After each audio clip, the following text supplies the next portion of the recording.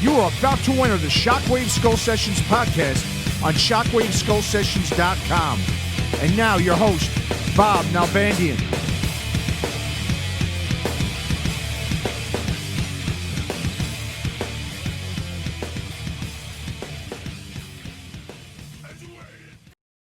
All right, Shockwave's Skull Sessions episode number 88, trying something new. We're doing StreamYard for the first time, our debut video podcast for the Skull Sessions.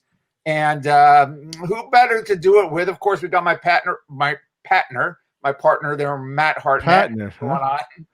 Matt the Patner, is that me thing? Well, you are Irish, so I guess you could be considered. You call me Patty. That's true. Yeah, what's going on, Bob? How you doing? And this isn't. We're not just trying this out. This is the new way we're going to be doing it. Yeah, hopefully if all the guests are available to do video podcasts, this will be available in video form and audio form. So we should be on Vimeo, and we got our other guest, Mr. Chris Akin, who we always have as the guinea pig when we try something new, right? I'm the tech guy. I get to come in and fix all you guys' tech fuck ups, right? That's right. So we know if anything fucks up, that he'll be able to fix it on this That's episode. Right. And we're blaming you if something goes wrong too, Chris. That's right. Of course. Yeah. Of course. Of course, those who have been buried under a rock, Chris is the co-host of both the Aftershocks and, of course, the Classic Metal Show. All of which, along with the Shockwave Skull Sessions, can be heard at the CMSPodcastNetwork.com. How's that? That's good. CMSPN.com. There you go. All right. There you go. Awesome. And FU Pal, FView, VIEW, pal.com. That's right. All right, you got it down, Bob. Good job. Well, cool. Well, let's see how this goes. And you know what? We're going to, I thought it'd be fun to talk about some of the rock and roll war stories or just fun rock and roll metal show stories that we've encountered since I think between the three of us, of course, Matt's the youngster here, but I would say at least the past 30 years, probably going on 40 or 50, actually 50 for me. Not 50, I'd say about a good 35. Going to metal shows, man, and I'm sure we've got some crazy stories from a lot of those shows. I know Chris has shared a few of them on the Classic Metal Show, but we figure we'll just kind of bullshit, talk about some old fun, great concert experiences or just crazy experiences we had in the past. Sure. And who knows, we can maybe do this as a regular episode, monthly or bi-monthly or whatever. See how it goes. See if you guys like it, the viewers will kind of see. What do you think, Matt? Sounds good to me, Bob. Yeah, sounds good to me, man. Cool. Well, let's just roll with it. Hell yeah. Yes. Well, Chris Akin, why don't you kind of start off? Give a little intro for those that don't know. All your stuff that you've been up to in your books and everything else. Sure. Well, I'm a shy guy, so I don't know if I can promote myself very well, but yeah, I obviously co-host Classic Metal Show and Aftershocks podcast, and I do write some books, which are out there at chrisakinbooks.com, and I own businesses. I'm a busy kind of a person, but I'm a metalhead, always have been. I'm an everything head. That's the weird thing. I've been to, you're talking about weird things at rock shows or metal shows, man. I could tell you weird things that happened at Harry Chapin shows or Captain and Tennille I saw a couple of times. This guy saw Led Zeppelin live. And this guy's younger than me. I haven't even, I did. Zeppelin. Yeah. Dude, that was, I was really born into it kind of because my mom, it's weird because my mom was like a rocker chick, and then my dad was just the worst with music. Slim Whitman, Boxcar Willie, Jeez.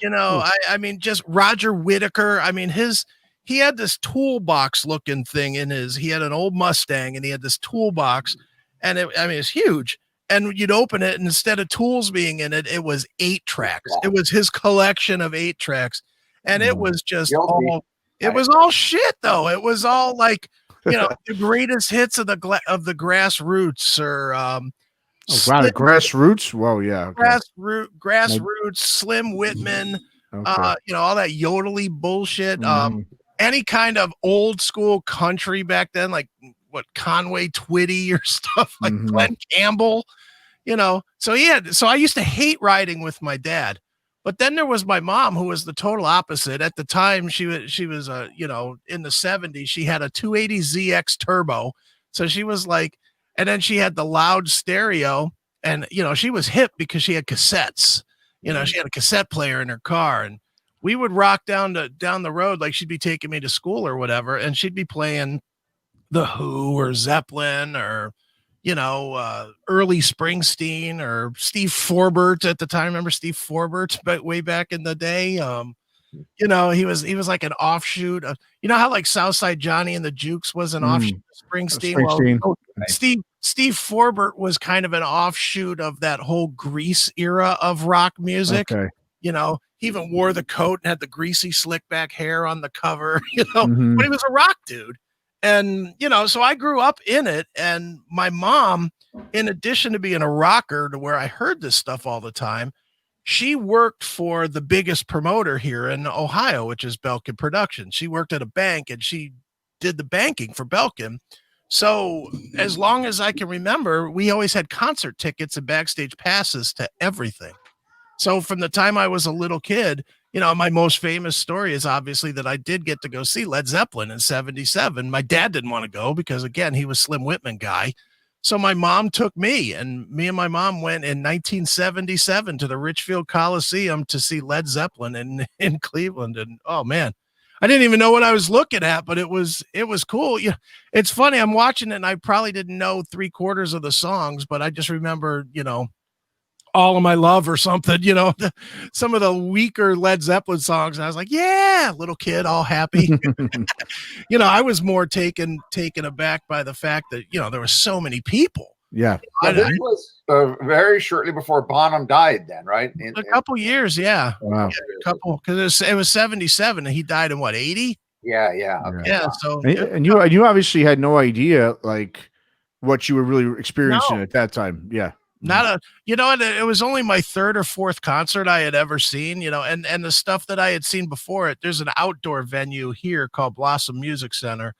And the stuff I had seen before it was definitely not Led Zeppelin. It was stuff that like my mom and dad would go to, which would be like your Harry Chapin or Captain and Tennille or maybe the Eagles or Crosby, Stills and Nash and Young, if Young was still involved at that. I don't even know.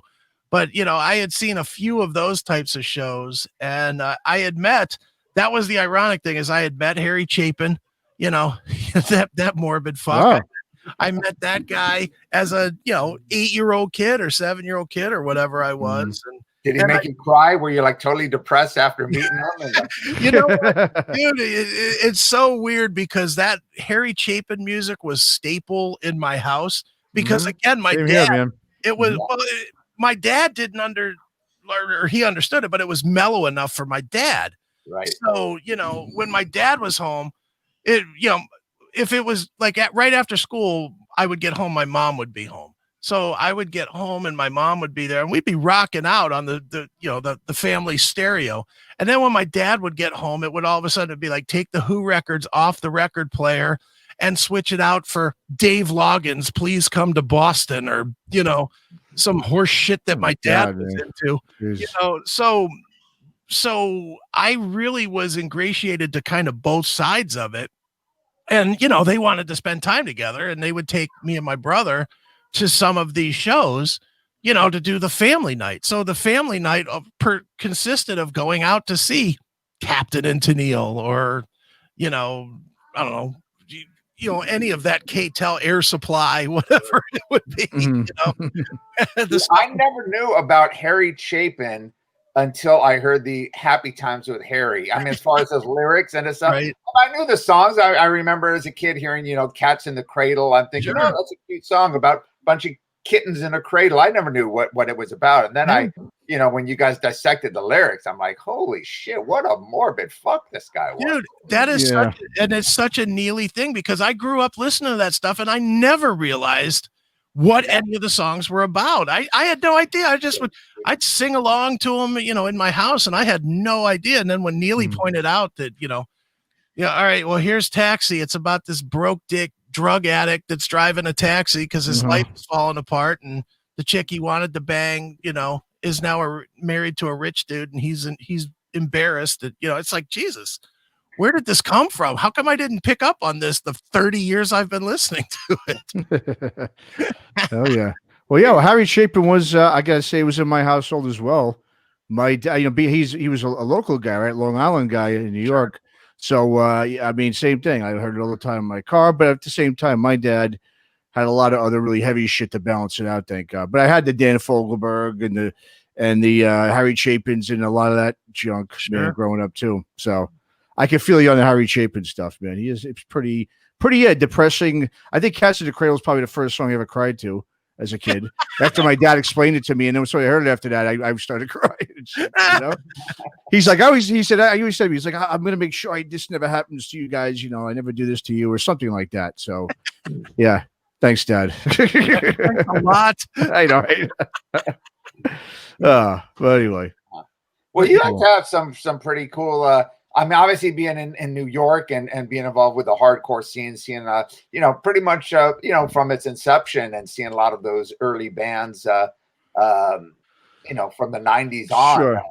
I'm sure you guys have some pretty crazy stories. Well, I mean, I started going to, like my first show ever was Jethro Tull, actually, in Nassau Coliseum. Obviously that gave me the bug, obviously the, live music bug. And then after that, yeah, it was more metal shows at first. My first club, I guess, show was DRI. And what was great about that show was, I've never seen this to this day, was in the middle. So in the middle of their set, they just stopped. And the guys from Pain, who were a couple of those guys were in Crumbsuckers too, had come by to see the show, and they just put out Propane. Propane was just out, I think, on MTV. Pound for Pound was all over, Headbangers Ball and stuff. Right. And they just stopped in the middle. I said, all right, we're going to take a break, and we're going to have some of our friends come on and play. I mean, I've never seen that ever in a show before. Since then, I should say. And they were drunk as fuck, Propane. I mean, they came on. They tried playing I forget what song it was. I think it was Death on the Dance Floor on that first album they had. And he stopped in the middle of it. He's like, guys, we're too fucking drunk, man. We can't finish this song. we're gonna have to go into a different song. But yeah, they played two songs and shit. And the thing was, I didn't really know DRI at that time, but I did know Propane, and so that was it, man. I just and then after that, I really started going to like as many metal and hardcore core shows I could. Prong was the one we used to see all the time in the early 90s, and then just of course all the hardcore bands, Biohazard and Sick of It All, and Gnostic Front, all the classic bands from there. So that was my early intro to live music and as a kid going to the clubs. I love Prong. I used to.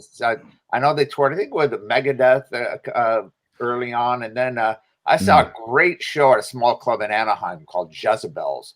It was Voivod headlining, actually. Wow. And then Soundgarden second on the bill. This is when Loud Love came out. So Soundgarden were very new. And I know they had two previous records, but the first major label record.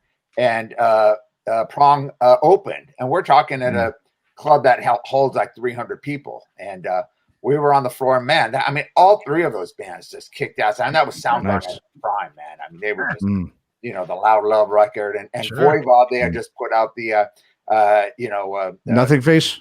Yeah, Nothing Face, exactly, with a Pink Floyd cover. It was that was a killer show. But yeah, Prong were always great live. Dude, I've seen Prong a bunch of times. My favorite time seeing them was they headlined a club here called the Odeon, which holds probably, I don't know, 800 people or whatever. And it was like half full. It was not a well-attended show. It was on Rude Awakening. And they played the set. And I mean, they just kicked ass. It was so goddamn good. And it was like one of the most violent of all the Prong shows I've seen. It was definitely their most violent. So they played their set. Then they walked off the stage. Then they came back out. And Tommy Victor goes, I just want to tell you guys that after tonight, we're breaking up. And I was like, what? Wow. And I was like, what? And he was like, yeah, we really don't like each other very much. So this is it for Prong. We're done. And I was like, Wow. wow. Wow. I was like, I just saw Prong break up, and then they just played, Snap Your Fingers and left. And it was like, okay, cool. We saw this thing. And what's funny is I interviewed Tommy, I don't know, years later, probably 3 years ago, I guess, or it's probably more than that now, but it was whenever Scorpio Rising came out. So, that was a while ago. Yeah. Okay. Maybe 10 years ago, but it seems like 2 or more 3. like 15. Yeah. Yeah. But I actually asked him about it, and he's like, he was like, oh yeah, we had some bad years going on at that point. But he's and if you've ever met Tommy Victor, he might be the most mellow guy off the stage of anybody. He's like, yeah, what's up? Hey, bro. Yeah, dude, he's such a mellow. Like I used to watch football games. My brother's a Jet fan. So I'm not a Jet fan, but Tommy Victor's a huge Jet fan. And in LA, when I was living down there was this LA Jet fan club thing. Okay. And I remember my brothers were like checking it out, like, they wanted to go to it. And my brother just saw one of the pictures they had it was like on their MySpace page. And he's like, wait, is that Tommy Victor, man? I mean, he's a pretty easy guy to spot. You know what I mean? Sure. He's pretty unique looking. And he showed me, he's like, dude, is that Tommy Victor's picture? I'm like, yeah, it is. He's like, dude, I guess he goes to this Jet fan thing. I'm like, well, we're going next weekend. Let's fucking go. Just so I could meet the guy. Right. And sure enough, we went the next weekend, and there, he was there, and it was right before they was coming back right before they put out the Power of the Damager. Okay. So they'd been out of commission for a while, and so I asked him, hey, what's going on? He's like, yeah, I'm thinking about putting it back. And dude, he was like the most mellow, down to earth guy. I mean, you wouldn't even know the guy was in a rock band. I mean, a metal band. Right. Super cool. And the thing was, he didn't even really want to talk too much about music. He was so into sports, right? So into fucking sports. But yeah, he is. I met him, and obviously, after that, I would hang out a bunch of times and see him all the time. Super, super nice guy, man. One of the most like you said, mellow, down to earth guys you'll ever meet, and I think in metal. Yeah, totally. Sure. Agree, man. Really good dude. Yeah. I like him. Yeah. Well, dude, I mean, I've seen so many shows since. Yeah. So what about you, Bob? What was your first show, Bob? First show was AC/DC, Highway to Hell tour, at Long Beach Arena. The arena was actually cut in half, so it only held about 7,000 people, if that. And Bon Scott, that was in September of '79, and so he died in February of '80. So it was shortly before he passed, and that was my first major concert I saw, and my mom allowed me to go because I actually won tickets through the original Can AC radio before they went to Pure Rock way back when. And so I was able to get my neighbor to drive, and I was like 14 or 15 at the time, and blew me away, man. And after that, I just from there on, Judas Priest, UFO, all the bands that played the Long Beach Arena, Rainbow, I would that was like the big place.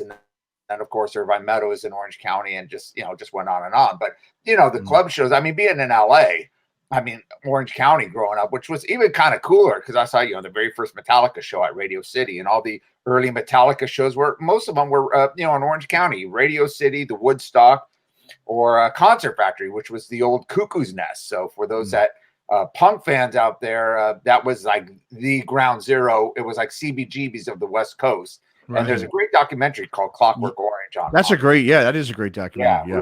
Really cool. And that's all on the Cuckoo's Nest. And Jerry Roach, who ran that place, he ended up running Radio City, which was, like I said, where Metallica did their first show. But they did all of the shows, at those three clubs. Same with Slayer, all their, early shows, and, Dark Angel, and all the bands, Rat and Motley, and all those bands, when they play Orange County, they'd come through and play those clubs. So it was great. I went to so many cool parties and so many different, album release parties, doing my fanzine, The Headbanger, and then doing Metal Rendezvous with John Sternansky, which was a big magazine. We got invited to all the big album release parties, whether it be, Iron Maiden, all their great parties they had, or Kiss or Scorpions or whatever. And, and then I went to, back in the old days, but when they were club bands, Motley Crue parties, Steeler, Rat, Slagle had a bunch of Metal Blade parties, and dude, it's crazy shit. Yeah. But the one thing I got to bring up, which I don't think I've ever shared with anyone. This isn't actually just this is a whole era of mine. I've had some crazy jobs in the past, some real crazy shit.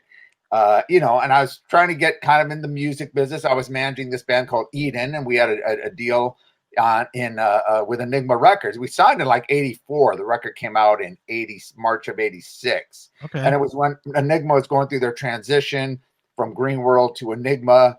They were just starting this label, Restless. We were supposed to be the first band on Capitol. Of course, the A&R guy left, so they dumped us on this new label called Restless that they were doing. But anyway, I was involved there, and I was looking for some, you know, and we had a studio, and we had a great rehearsal studio on, you know, we have a few other bands rented out, so made a little income there. But my buddy, I think the bass player of Eden, turned me on to these guys. He goes, "Hey, you know, I met some friends, and they're starting this, you know, a promotion. They're going to be promoters, and they're going to promote some rock and metal shows." And I told them about you, so they came out to an Eden show, and you know, we met, and then so I go and I meet with.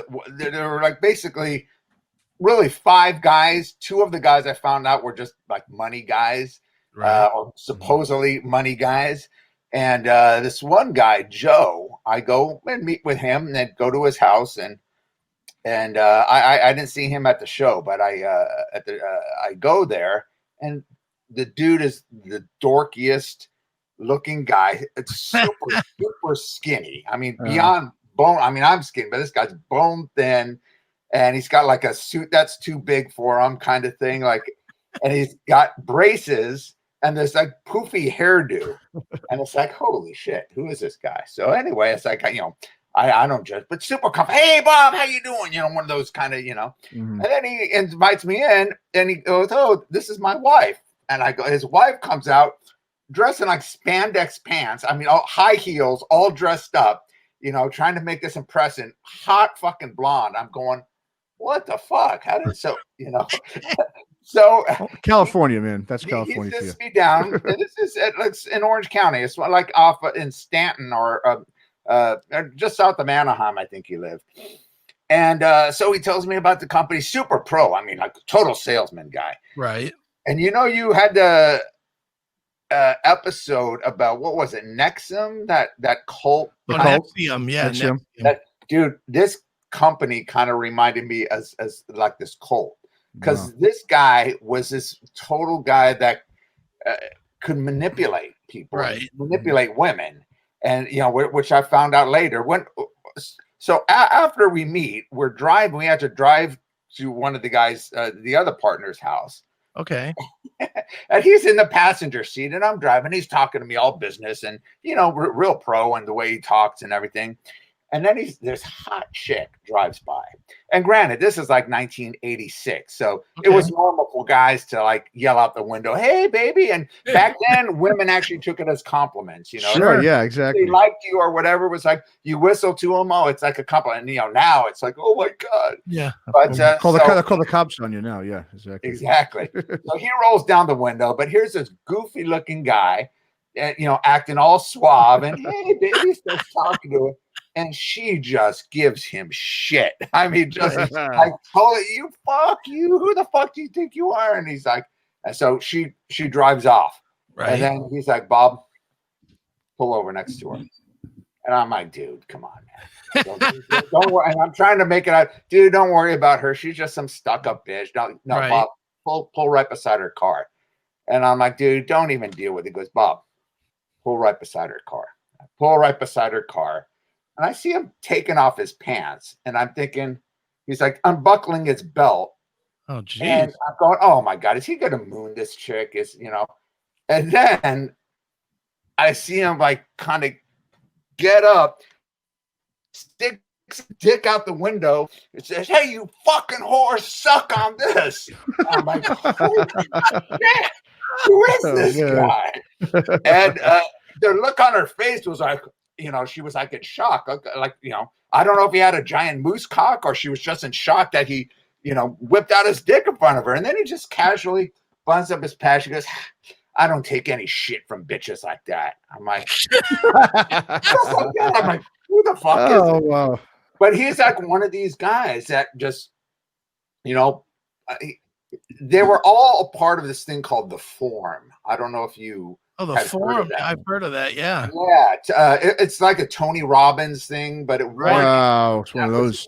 And it was one of those. They pump you up and they make you, kind of like Mhm. you were talking about with the it's almost Next kind year. of cultish, like kind of thing. But anyway, the other guy was like this too, John, who was the main guy. So we meet with him, and there's this third guy who was really cool, and his name was Pat Dollard. I don't know if you know Pat Dollard. I think I told you about him, Matt. Yeah, you have that name. Sounds familiar. Yeah. Yeah, Pat. This was, again, 86. So he was like this young punk kid. So I'll fast forward a few years later. He became one of the biggest agents in Hollywood. He was Steven Soderbergh's agent. I mean, huge, big time agent. And I'll get into him a little bit later. But so he was like cool. And he and I got along because he was like my age. Joe and John were a little bit older. Right. He wanted to do some punk shows. I was going to do some metal shows. They had these guys with money behind them. They had all great ideas except for the name. The name of the company was Pacific Leisure Activities International. I'm like, and Pat and I are, what? That sounds like a fucking golf tournament. What the fuck? And they just thought the name was great. Pacific, oh no, we're on the West Coast, Pacific Leisure Activities, and Pacific Leisure Activities, it spells out play, and it's like, whatever, just pay us whatever. And they were putting us on like salary, like the $250 a week, which was really good for back then. And they were giving us a commission of the monies that we would bring in. So I set up a show at the Pomona Valley Auditorium with Warrior, who had just put out their debut record, Fighting for the Earth, and Lizzie Borden, and I had my band Eden opening. Good triple bill. And Pomona Valley Auditorium, held about 1,500 people. And Pat Dollard did a big punk show. We were all kind of involved with, but he kind of set it up. And it was at the Olympic Auditorium, which was the big punk place at the time. And it was Fear, DI, which was Casey from Adolescence, Jodie Foster's Army, Angry Samoans, and about 3 other bands on the bill, but all big punk bands during the early. So, anyway, I know I'm going about, but to make a long story short, fortunately, the show I did ended up getting Warrior couldn't do it because I think they were going out with Iron Maiden or something like that, so they had to cancel. And then Lizzie Borden didn't want to do it, so God bless, that show didn't happen because what happened to the company was a complete disaster. Wow. So I think we only lost like $500 on that show. We had to put up a deposit or something. I didn't pay for it. The company did. So anyway, it was 2 guys. This one guy that they had as was going to back the company. Actually, he got all fucked up in a motorcycle accident, and he sued, and he was gonna a settlement for like 2.5 mil. Which was totally true. And like I said, he got pretty fucked up. So it wasn't like it was some scam thing. And he was going to invest in the company. Then they had the second guy that was already kind of putting in some money, smaller money, that was paying our salary and paying for all the shit. So anyway, before the big punk show that we do, the company, they get in this big fucking feud, and basically it implodes. And it breaks up, the company's like falling apart. So I'm like, what the fuck, whatever. And I go, all right, time to move on. And then, I talked to Pat, and I hear that show that he did is still on.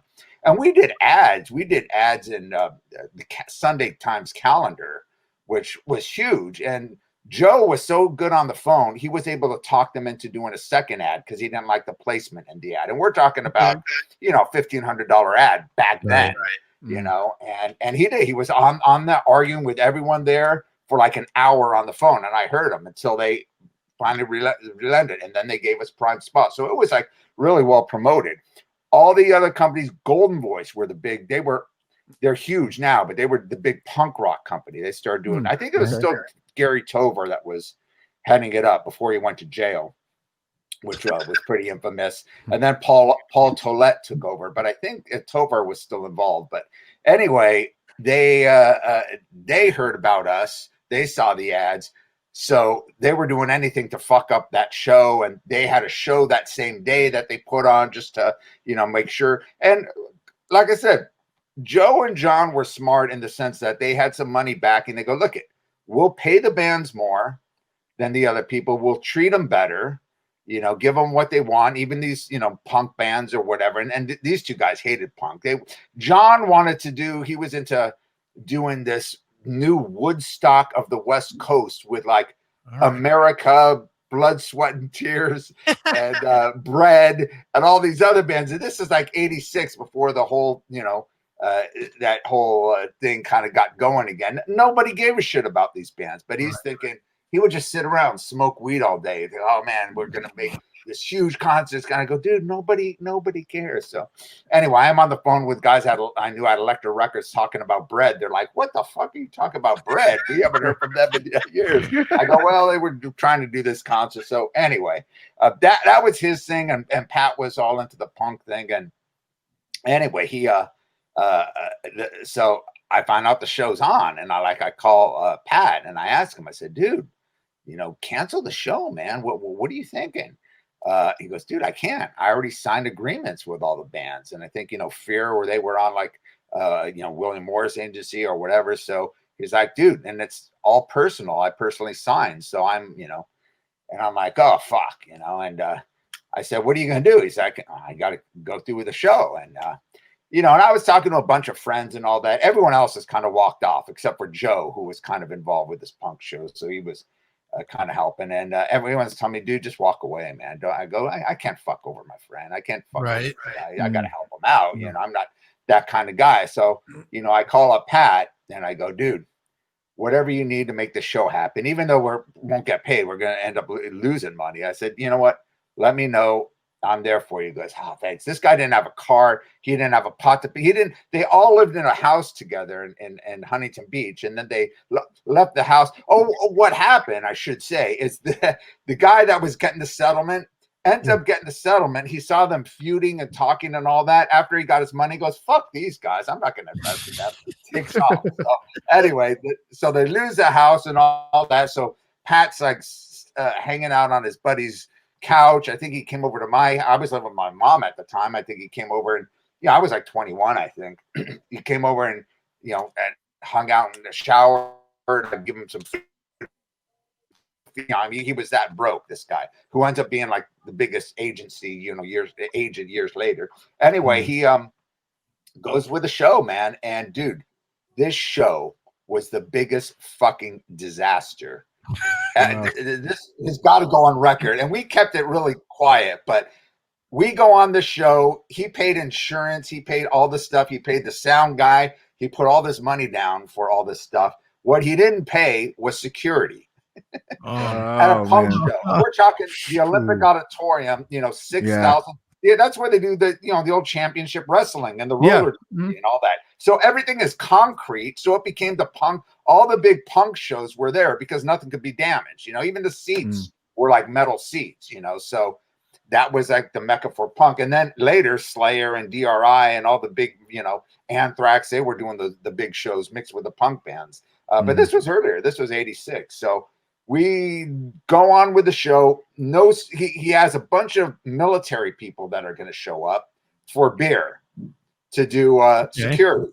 So the military guys get there. There's no beer. They're waiting around for the beer. And after about 20 minutes, they're like, "Fuck this. We're out of here." So they leave. So we don't, of course, tell anyone that there's no security. We just go through it. And before the shows, I was driving him all over LA and we were flyering everywhere. Joe had rented a Xerox machine. It was going like 24/7. We were just making shitload of flyers. I was driving all down Melrose, Hollywood Boulevard, everywhere through the valley. We were getting flyers out any way we could do to promote because that we had no more money. And so anyway, the show happens and the place, it's a fairly good crowd, not huge, but it was a good crowd. And people already start jumping off the stage and doing all this other shit. The sound guys, like, dude, there were guys climbing on the PA system. This is back when they had the PAs, stacked upon. And the PAs would be like shaking and shit. And he's like, "Dude, you got to get these people off the fucking PA. One more person gets on there, I'm going to cancel the show. So Whoa. I'm there and Joe's on the other end and we're pulling people off. And these are like all the guys from like Circle One and all these, you know, hardcore punk gangs and shit, you know, we're having to deal with. I had two of my buddies who were big kind of workout guys, you know, old school punk guys. I had them on stage throwing people off stage. And I'm looking on the stage and I'm seeing like 50 people on stage and they're just like freaking out, throwing people off stage. I'm going, oh, fuck. You know, and then afterwards, they're like, I'm thinking, oh, they're going to be so pissed off at me. They're like, that was the greatest time, man. That was so awesome. So yeah, I fucking loved it. But I remember we're seeing Joe, Pat and I are talking across the arena. We see all these guys, like these 3 Circle One guys or whatever. They had the nose rings and they had the tats on their face. And they're like circling Joe, and we're like, oh, fuck. So we run over there, and Joe is there in his fucking suit at a punk rock show, right? We're in jeans and whatever. He's there in like, or this tie, and he's all, you know, goofy and whatever. And so he's just smoking a cigarette. You know, while these guys are like circling around. By the time we get over there, he's gone berserk and we just see fists swing. He's just swinging like a crazy, like he doesn't, no technical skill, just going crazy. And by the time we get there, we see the 3 guys on the ground. That he pulled one guy's nose ring off. The guy's nose is all bloody. It's like, I'm like, holy shit. And we had to like pull Joe out. He's like, fuck you, you fucking pussies, you fucking faggots. And we're like, shut up, Joe. What? And this guy had balls of steel. Unbelievable, man. This is the kind of crazy people we're dealing with. So anyway, so we get upstairs after DI plays, or before they came on, they wanted the money, and we had to get money from the tickets to pay these ladder artists, you know. And so the dude, I think Casey was his name, total dick. He comes up again, total, you know, I'm going to get paid now. I'm going to get paid before. He goes, look it. He gave him like half the money or whatever. He said, after the show, when we get the money coming, we'll pay you. Don't worry. We paid everyone. We'll get you. No, I'm going to pay. Fuck you. And he's like yelling in the office there. And the owner of the Olympic, old school, you know, fighter guy, you could tell, like an old school Gene LaBelle kind of guy, had to be in his late 60s, had this giant gold necklace. And so he goes, hey, fuck you to the singer. He said, get the fuck out of my office. And they go at it. They're actually brawling. This young punk kid and this old man are brawling and like literally going at it. And so we're Pat and I are having to pull these guys off, you know, like what the fuck, you know? And we finally pull him off. He rips the guy, Casey rips the guy's chain off and takes off. And I don't know if he ever got it back or what, but he's like, you know, freaking out and all this shit is happening, right?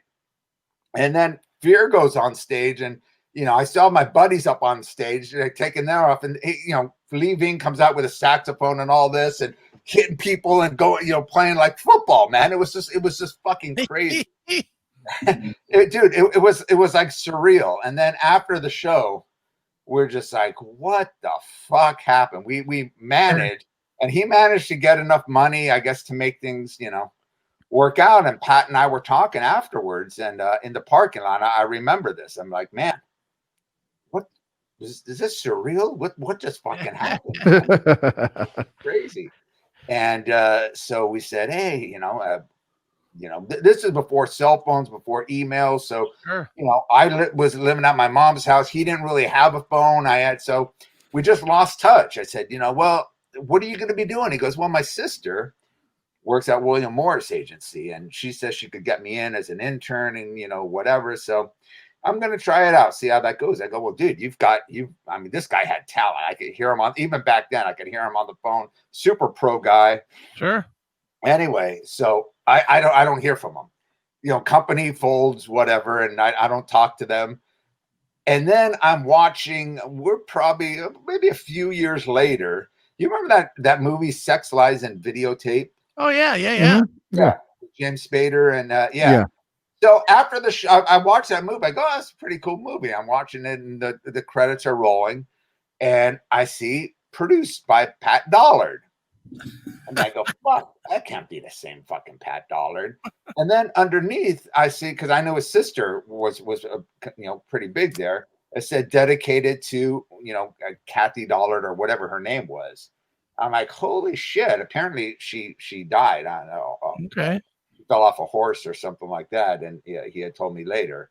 And I'm going, fuck, that is Pat Dollard, So anyway, a few years pass, and I'm hearing about Pat Dollard and William Morris Agency, reading about him, and I was working for Platinum Magazine, and the editor there was trying to put a screenplay together, and I was planning on hooking up with Pat, and I got to kind of figure out a good angle, and maybe call him there, and he said, yeah, I'm want to sell, do you know anyone? I said, well, actually, I'm going to meet with a friend of mine, trying to meet with William Morris Agency. I could, maybe introduce you. That would be a good angle. So we go, great. So I call up Pat, and like I said, I don't know what he said. Bob, dude, what the fuck? Hey, dude, we got to hook up, man. Let's meet at, so we meet at the Beverly Hills Hotel, which is right by William Morris Agency. That's, fancy hotel. That's where they shot Pretty Woman and all that shit. And so we go there and meet for drinks, and like everyone at the hotel knows, I'm like, oh, hey, Mr. Dollard, how are you, Mr. Dollard? What can I get for you? That kind of thing. I'm like, holy shit, dude, look at you. And he's like, man, dude, that show we did, and we're just bringing back old memories, and shit. And then, he and I like stepped aside, and he was going, dude, I got to tell you, man, what you did for me was so cool. He said, I would have fucking walked away. I said, most people would walk away. And he's talking about all these Hollywood people, they're full of shit and all that. But, you stuck behind me at that show. You helped me out. You drove me everywhere. You're real cool. You're solid. If you need anything, if you want a job at William Morris, you want anything like that, let me know. And this was when I was kind of in transition, looking for something. And I'm looking at the way these guys act and the way that he talks, and, hey, babe, let's do lunch. I mean, totally. She used to be like a punk rock kid, and now he's all Mr. Hollywood. I'm like, I can't do this shit. No way. So I never pursued him on that. But after that, so we end up kind of losing touch again. After that, he ends up being Steven Soderbergh's agent and becomes literally like the biggest agent in Hollywood. And you've seen that show Entourage, right? Oh, yeah. Sure. Yeah. Ari Gold, I mean, that's kind of my guilty pleasure, because that is so Hollywood. That totally, Ari Gold is the perfect actor for that. I mean, totally, that's exactly how the Hollywood agents are. This is exactly how Pat was, that kind of guy. In fact, I heard Entourage, they got a lot of stuff from Pat Dollard, because he was like the big guy. And I'm reading in like Vanity Fair. I mean, you can look him up online. Pat Dollard. They said he was just like, he ended up being like Scarface. He had a pile of coke. He had hookers coming through his house. He had like a house on top of Mulholland Terrace, looking the whole city, and was just doing coke and fucking hookers and going crazy and shit. So anyway, I know I'm just fucking rambling, but he ends up being this big time right wing blogger or whatever. He was going to do a movie. He was working on a movie. He kind of freaked out. He went to this was like early 90s, 92, whatever, Afghanistan or wherever. Yeah. During the war, and he stayed there. He got a one-way flight there, and he stayed with the troops. And actually, his Humvee blew up, and two of the guys on there died, and he got his leg kind of fucked up, and he just completely turned, and he's like, I got to do something on these guys. These guys, people don't understand what these military guys are going through. And so he did a movie you might have heard about. It was a big deal. He was on Fox News on our buddy Gutfield show. Gutfield. And, he was all over the place promoting what was it called? American. Anyway, he had kind of a working title for the movie. And it was cool. I saw some clips of it, and like he's interviewing military guys, and they're talking about how they were gone through this war and all the shit, and then they come back home, to the suburbs, and all their friends are playing video games. Oh man, if I was there, I would kick their ass. If I was up there, and he's just going, dude, you have no fucking idea, man. You would be shitting your pants, if you were there. That kind of, you would love it. I mean, it was really cool clips. I'm thinking, wow, this is going to be a great great fucking movie. And of course, he just got completely blackballed from Hollywood. Of course. You know, all the rumors, this guy's gone crazy. He went insane and blah, blah, blah. And, you know, he's this warmonger and they keep saying pro-war. You know, who's pro-war? It's pro-military, you know. Right. So, you know, but anyway, so he ended up doing a right-wing website, and I'm just all, you know, pro-military kind of stuff. But it just interesting story. But that whole period was just, you know, just one of the things that were crazy times in my life. Anyway, I didn't mean to take up so much time there. No, it's all good. No. I don't know how we could top that one. Look him up, Pat Dollard. Dollard. I don't know what happened to him. He kind of disappeared. But well, it's according to Wikipedia, which is the source of everything. Well, look at you, already on it. Yeah, I'm already on it, and it really doesn't say anything after the Iraq War project. It says that was called Young Americans. Young Americans, that's right. Yeah. But yeah, even Wikipedia with their slant identifies him.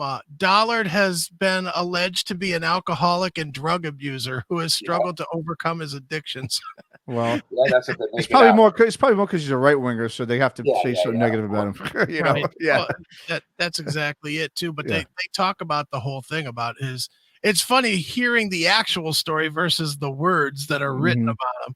Because here's the Wikipedia translation of Bob's story. In the 90s, he was a Hollywood talent agent, manager, and producer, most known for helping the career of Oscar-winning director Steven Soderbergh. Dollar has been known as a Hollywood conservative since the mid-90s and promotes himself as a conservative filmmaker, blogger, and pundit. Sounds like Wikipedia to me. Yeah. I mean, he literally got blackballed from that movie. He was going to put that movie out. No one would take it on. And it looked, I mean, from the clips, he would like put some clips on his website. It looked like, I go, fuck, this is going to be like a real, you know, I mean, it was like, would have been one of the best war documentaries out there, because he was staying in Iraq and staying during the whole fucking shit going on and interviewing the guys, you know, in the trenches and stuff. It was, you know. Oh, I'm reading about your friend Pat now. I'm really starting to like him. On April 2nd, 2014, after the 2009 Fort Hood shooting, Dollard caused controversy by tweeting, "If there's even one more act of Muslim terrorism, it is then time for Americans to start slaughtering Muslims in the streets, all of them." Oh, wow. That's what he got a lot of shit for. Yeah. Wow. And then that's hardcore. And then it says he didn't apologize for the tweet. Wow. Bravo. Bravo for the non-apology, because it does you no good to ever apologize. Right. But I love that. And then, that's great. Yeah. Well, I guess, you know, you spend that much time in Hollywood, right? It's just gonna, you want to go probably so far the opposite way because you're so sick of what you're seeing. And I mean, yeah, I think anyone who's lived there, I mean, you obviously lived there, Bob. I mean, you know, my opinion on Hollywood is not very positive, obviously, but yeah, I mean, I guess Hollywood could do that to you. Yeah.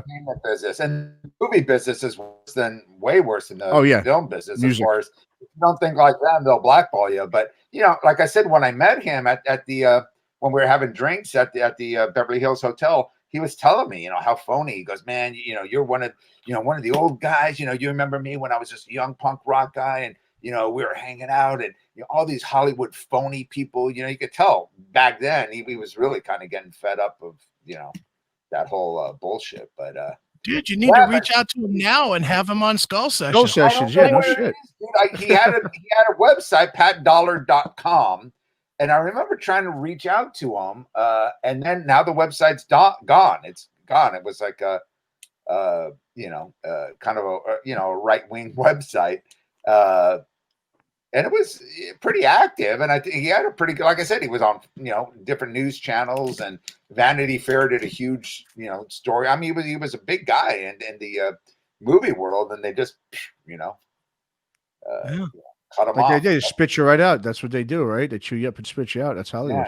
Yeah. But interesting. But I thought that was, I never shared that with anyone until now. Oh, wow. Very cool. Very cool. Yeah. But yeah, I just thought that was just, and that was very Orange County. You had a lot of these kind of businesses, and you had a lot of that kind of attitude, the manipulator, the salesperson, you know, and going to these Tony Robbins types. And, you know, these guys were just really good bullshitters. It's like, wow, this is, you know, and at that point, I'm just like, dude, I can't do this shit. I can't be like this. Well, and it's probably good that you didn't, because that you'd be blackballed too now if you would. Yeah, right. Yeah. Who knows if I, you know, but, there'd probably be no Inside Metal documentaries because you wouldn't be allowed to make them. That's yeah. Oh man. But no, it was definitely interesting time. But we're about an hour in. You got anything else to share there? I know you got some crazy fight stories. I don't know. I've been it, dude. I have always been just a fighter at shows. I've spent so many years being the asshole that everybody talks about. What a fucking asshole, because I was that guy. You were that I don't guy, know what it was, but I do know what it was. I would get way too drunk. You know, I would go to a show and I would get way too fucking drunk, and then I would get that mean streak going, and then, you know, somebody banging me the wrong way in the pit or whatever, and I'd be ready to start throwing punches. But yeah, I mean, I've definitely I've had my share of arrests and stuff at shows, but you know, I think the most notorious, I've told this on CMS before, but I'll tell you, it's probably the worst story I have in my entire life, because it's just me being a total dick. But I was out at it was a Skid Row show with Pantera opening. It was at the tour. It was in Akron, Ohio, and I was bombed out of my fucking mind. It was me and two friends, and we drank 2 cases of beer in like an hour. We were just power drinking to get as much beer as we could into us, because none of us had any money. So it was like, well, we're going to drink all the beer we can in the car so that we don't have to buy the, you know, at the time, the $4 beers or whatever it would have been in the venue. When we figured if we drank everything we had, then we'd have enough buzz to get through the show. That was our brilliant theory at the time.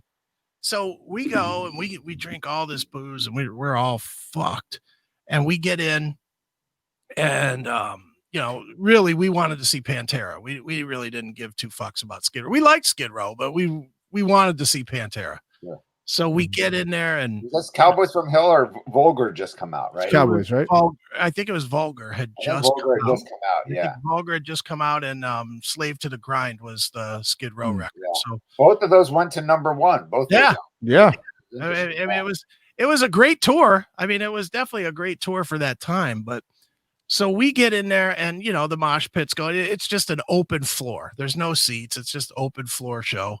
And we get in there, and we're bashing and throwing elbows and doing what we got to do to get to the front, you know, because we wanted to get to the front.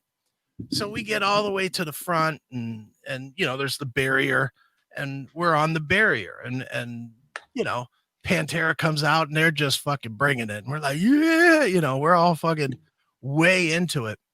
So behind us comes this 2 chicks and their boyfriends with them, and they're making their way to the front, and the one girl like taps me and it's like, let me in here. I was like, fuck you, bitch.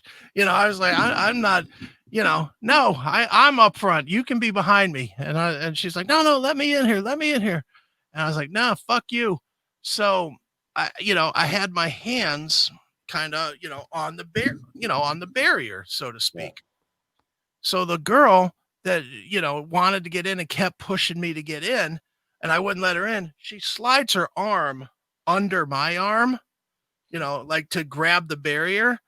But then she comes up and smacks me in the face, like trying to get me to move or something. I don't know what she was thinking, but she like came up and hit me in the face and put her hand back down on the barrier.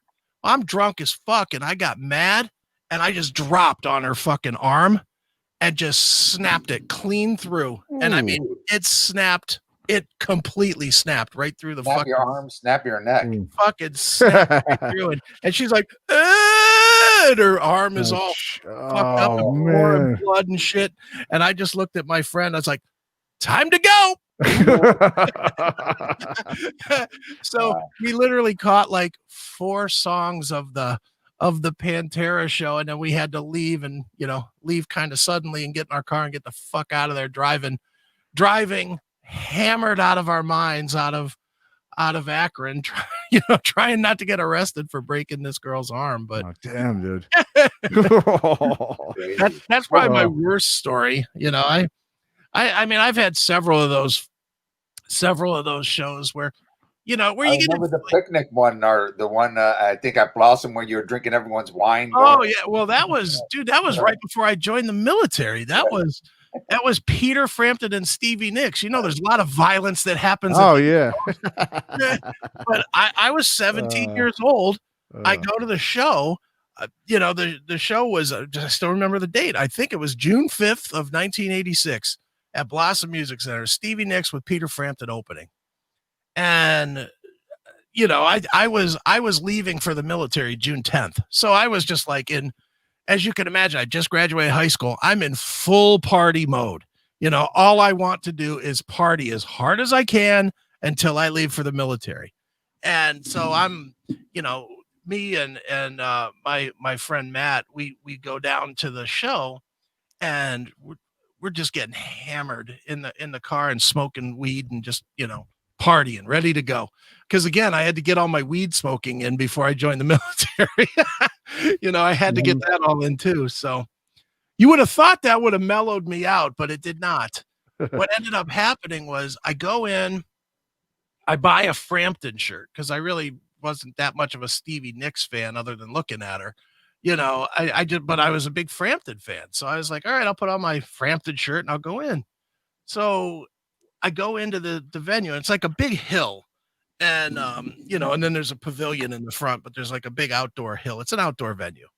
And I go in, and at the time they used to let people bring in coolers and stuff. So everybody's sitting, it's like a guy and a chick sitting on the lawn with a blanket and their cooler, having a couple of drinks and, watching the show.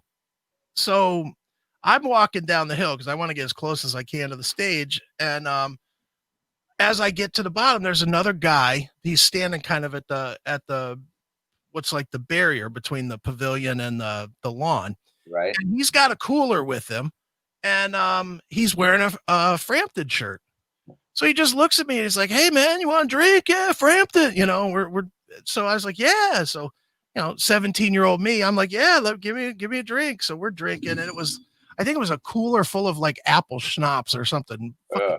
Something terrible, something really rot gut. But 17-year-old kid, I'm like, hey, alcohol, baby. So I'm down there, I'm drinking with this guy, and I'm getting more and more hammered, and we're just talking about Peter Frampton songs or whatever, and just bullshitting so I can keep drinking his booze. Well, I get pretty good and liquored up at this point because I'd been drinking and smoking on my way there too. So, but I wasn't ready to be done. I was like, well, I got to get more liquor. And I knew I couldn't even buy beer because I was only 17. So I couldn't go and buy a drink. So I go and I start walking back up this hill. And I come up to a guy that's got a cooler, and I see him and his chick. They're like kind of leaned back, doing the lean back on their arms, just sitting there on the hill having a drink. And I just looked down at this guy. I was like, "Hey man, give me a drink." And the guy's like, "What?" I was like, "Give me a drink, man. Give me a drink." And he's like, "Fuck you, dude. Walk away." And I didn't even hesitate. I just dropped down and boom, I just fell throwing a punch and knocked this guy fucking cold. And I grabbed his cooler and I ran up the hill with this cooler. I took his whole cooler with me. I run up the hill at the back of Blossom Music Center at the time. And I think it's still there, actually. They had these woods that were like, you could kind of go in the woods. It's where everybody used to go. And if you hooked up with a chick to get a blowjob or something, they'd go in the woods. So it was part of, you could actually go there and come back in? Well, it wasn't like, it was just like the back of the hill was Right. kind of, there was like a little sidewalk, and then there was just woods there. And then there was like a fence somewhere behind it. But it was just a part that they hadn't mowed down, so to speak. And it's still there, actually, I believe. But so I go back into these woods and I drink. This guy had like wine, So now I'm mixing and matching apple schnapps and wine and beer. It's all rotting away in my stomach, right? So I drink all this guy's wine and then I just leave the cooler. I walk to the other side of the hill because, I'm being smart. I don't want to get caught now. So, so I walk to the other side of the hill with 100% the intention of doing the exact same thing again, finding somebody on the other side, knocking them out and stealing their fucking cooler. And I walk over and I do it again. I hit a dude, boom, hit this fucking dude. I grab his booze. I start up the hill. And that's about where the story ends for me because I sort of blacked out in the middle of it. I just was blackout drunk and I don't remember too much. But what ended up happening was I, of course, got arrested. The police were looking for me from the first guy. Right. They see me do it on the other side. They come, they arrest me. I don't know shit. I don't remember. All I remember is I woke up the next morning and I was in my bed at home. I didn't know how I got there. I didn't know what happened. I was like completely fucked. And I come down, I'm completely hungover. And I come downstairs and my mom and dad, they're sitting on the couch just waiting for me. And I didn't even realize they knew what happened. I was trying to fake it. And so my mom says to me, she's like, how was the show last night? And I was like, oh, it was great. Peter Frampton and Stevie did, I'm lying my ass off. And then my mom just fucking lost her goddamn mind screaming at me. She's like, you're the Army's fucking problem now. Oh, man. Did she have to pick you up? Huh? Did she have to pick you up? How'd you go home? My dad, my dad knew somebody or something and had gotten it cleared for my friend Matt was not really that hammered. So he brought me home, but then him and my dad had to literally carry me out of the car because I was just passed out. They had to carry me out of the car and put me in my bed. I didn't remember none of it. I literally, the last thing I remember is hitting the second guy and starting to run up the hill. And then after that, my next memory is being at home. You crazy fucker. Dude, ironically, obviously I've had this burn accident that I was in, and that was in December of 94. But that was my second time I got burned in 94 because at a Metallica show, it was at Metallica in Danzig in 94 at Blossom. And what ended up happening was people started taking their blankets and creating bonfires and people were like moshing around the bonfires. Well, again, hammered off my ass. I was like, oh, fuck, it's just fire. I dove into one of these goddamn things. I just dove right through. I was like, rolled through and burnt the living shit out of my hands and my arm and shit. And I was like, I got home and my wife was like, what the fuck happened to you? How do you get burned at a goddamn show? I was like, I was trying to tell, and there's nothing worse than trying to explain being a moron. There's nothing worse. Right? Especially your wife. Yeah, well, and the wife is like, she's putting the cream or something on me and trying to get me to go to the fucking hospital because I have 2nd-degree burns on my hands and on my arm and shit. And I won't go. I'm like, oh no, I'm not doing that. I'm just gonna wrap it up and I'll be fine. And then later that year was the big exit. Wow. Yeah, that was like my warning shot before the real thing. But yeah, it was, dude, it was so funny. My wife's like, now explain this to me again. So there was a mosh pit and you got pushed into a No, I dove into it. I was turning it into a mosh pit instead of just a circle pit where you go around it. I wanted to get into a mosh pit. Mm-hmm. So you purposely got burned. Well, yeah, I guess if you want to say that, and she was like, what is fucking wrong with you? At that point, she's thinking, maybe this marriage thing wasn't such a good idea. I mean, and she was never into the rock thing and the metal thing, and certainly not the mosh thing ever. So she didn't get it, and she didn't even get the like one of my all-time favorite mosh pit stories was out you guys' way at Day on the Green 91 when with Faith No More, Soundgarden, Metallica, and Queensryche. Yeah, it was like 12 hours, and they basically just fenced off the infield at Oakland Stadium so that you wouldn't tear up the dirt. And then the whole outfield was nothing but the stage and a gigantic mosh pit. It was massive. And I stayed on the floor the entire day. The only time I came out was to keep getting beers, and I was moshing my ass off for 12 hours and it was a vicious mosh pit when Metallica hit. Oh my God, 40,000 people all at once moshing. Wow. That was intensity. And that was like not today's Metallica. That was Metallica when they commanded aggression, and that was that. It wasn't the Hey Friends Metallica at all. So I get home from this show, I was living at Fort Ord at the time.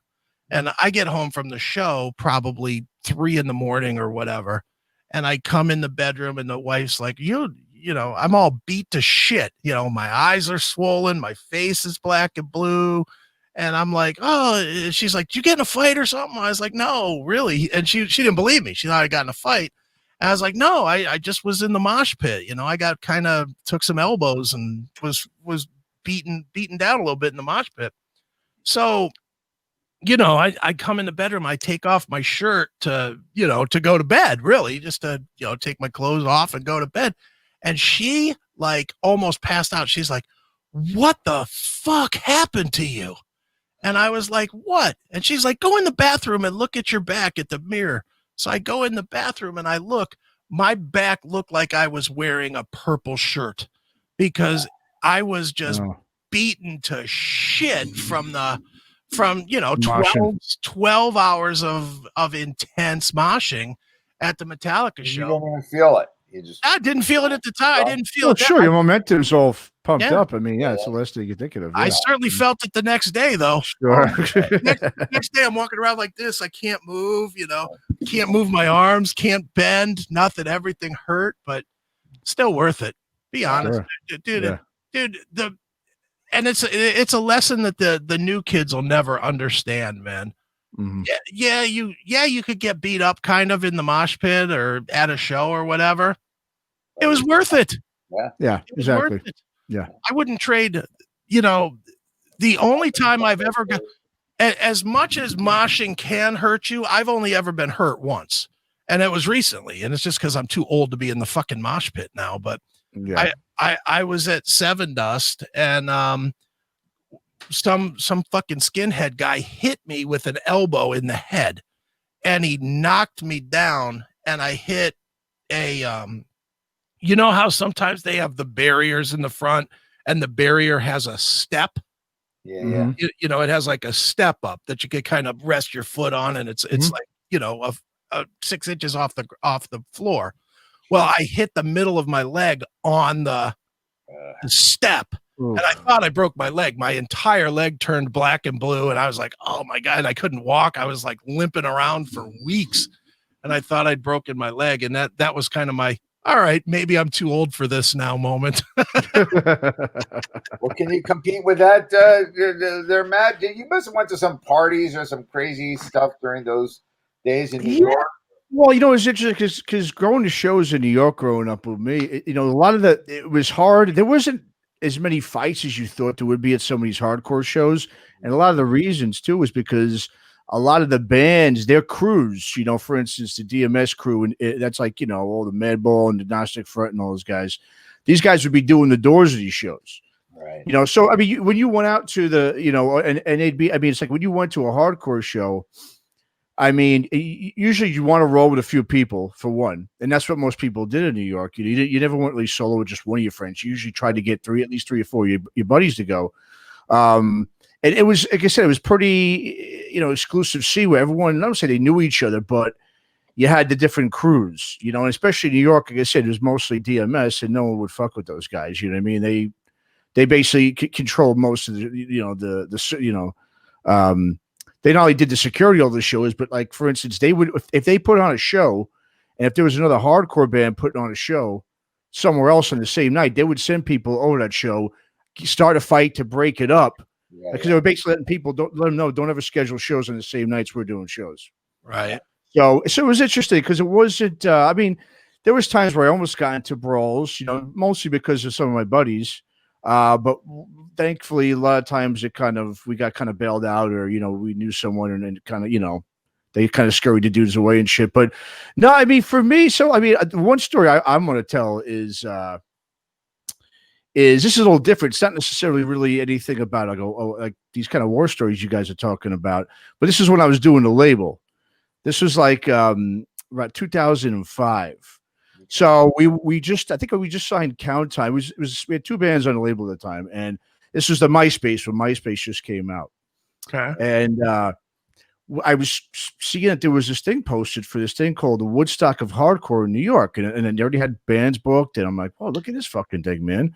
It's going to be this big festival of hardcore bands in upstate New York, same town as Woodstock was in Saugerties in New York.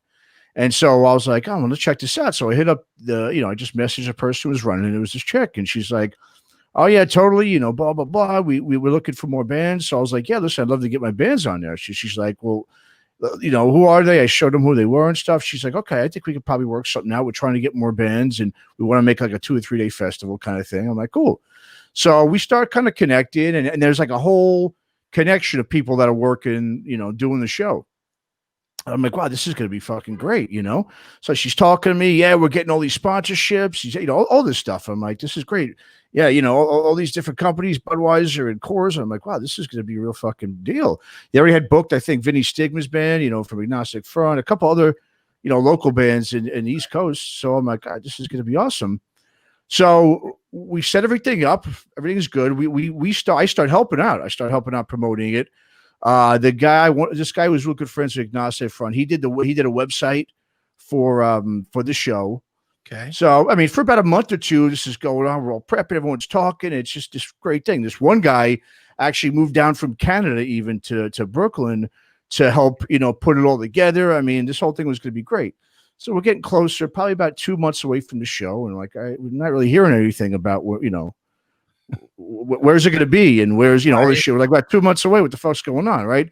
So we start kind of like hitting up the chick. We're like, what's going on? What's happening? It's 2 months away. So she starts going, well, it's the guy Sean, the guy who moved from Canada. We're waiting on him, and he's supposed to be doing X, Y, and Z, whatever, yada yada yada. So it's getting about a month and a half. We're like, what the fuck? This is something's not right here. Right. So I hit her up. I'm just like, hey, what's going on? She said, no, it's still going on. So she's like, look, I'll even, she even paid me up front for the band. She gave me like $250, just $250 each for each band, $500 she sent me. So I'm like, all right, it's got to be legit, man. She's paying me fucking money. You know what I mean? Sure. So I'm like, all right. And then she's like, yeah, listen, I'm going to be out in LA actually next week. I'm meeting with, the Coors representatives, something like that. I'm hooking up with, this promotion company. I'm like, all right. So she's like, let's get together. Let's talk and connect. I said, okay, yeah, just let me know when you're out here. We'll meet up.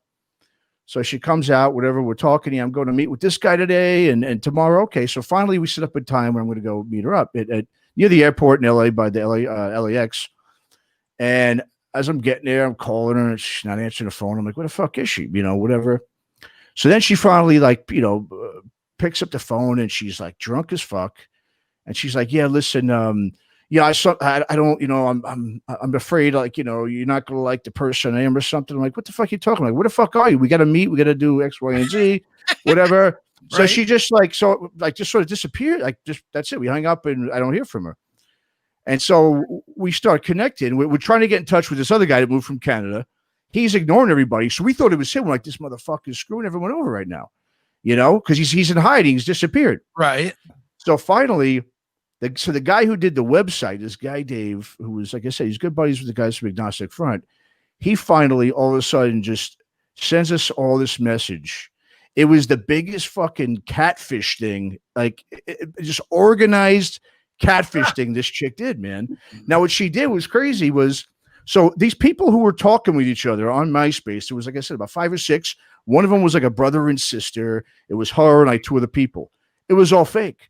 She even sent she would send flowers to this other girl who was helping out, and it was from her brother, her quote unquote brother.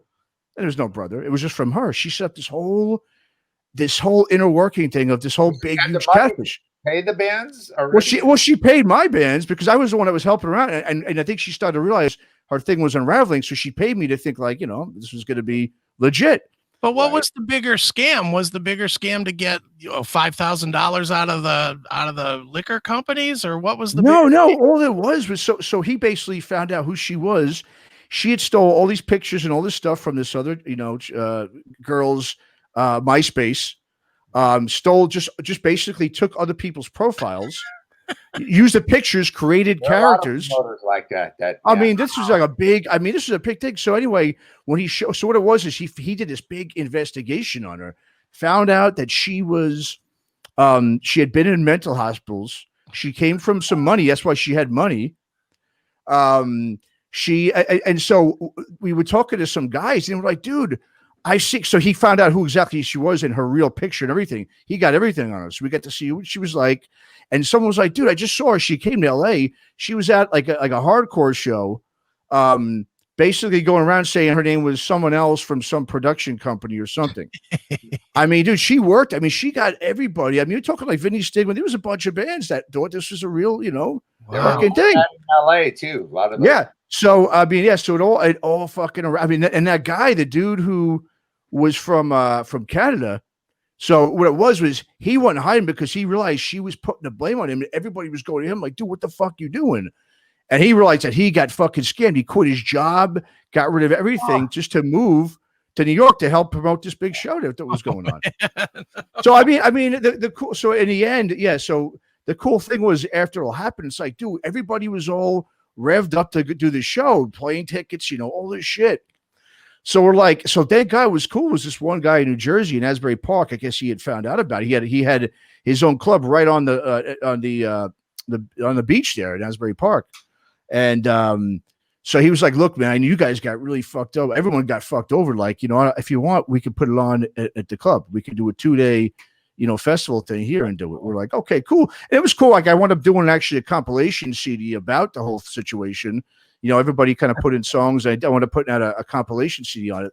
And what's even funnier, and in the end, it was kind of, in a way, it was good because it kind of like we all got together and it was like, damn, we all talked about the fucking madness that ensued because for 3 months we're sitting there thinking it's going to be legit. Now it's even crazier. So after this happened, about a year later, the same guy who did the investigation and found out about it, he hit us up. He's like, check it out, man. She's at it again. And guess what? And she was trying to do the same exact thing.